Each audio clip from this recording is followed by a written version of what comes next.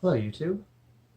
Today I want to offer some thoughts that are pretty fundamental, I think, to the gender conversation. Basically, it's that feminism is cancer.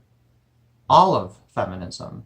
There's a constant trend in these debates and in these discussions to try to say, oh, well, feminism is very nuanced. There's multiple ways of it, many types of it. And that is true. There are many types of it.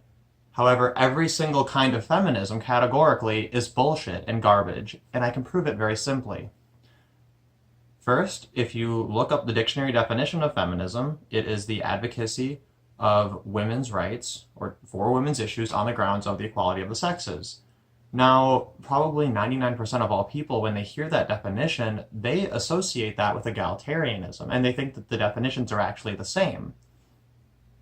Now, if you're familiar with this discussion, you might already understand why that definition, first of all, has nothing to do with egalitarianism, but second of all, it's a very, very appropriate, very, very good definition for feminism, actually. And that's because they only focus on women's issues, and it's in the name, and it's in the definition. So when I bring this up, of course, the counter-argument is, well, it's women who needed their rights first, basically. It's men who had the power, and the correction needed to come to women, generally speaking. And this is absolute horseshit. This is complete bullshit, once you really think about it, once you've actually challenged it. And the reason that this idea is perpetuated is not because there's a big body of evidence that shows that it's true.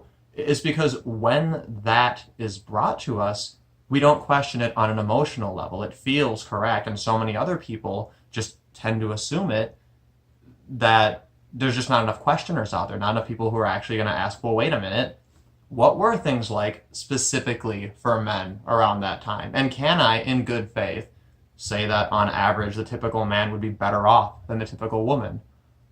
Many people would say that's a total apples and oranges, 100% impossible sort of a calculation to make, because a person who identifies as a feminist and sees that dictionary definition and sees what feminism does in reality, they look at that and they say, yeah, I'm fine with that, and I'm fine with identifying with it, and I'm fine with being associated with it, and sometimes they're fine with attacking people who are critical of that ideology.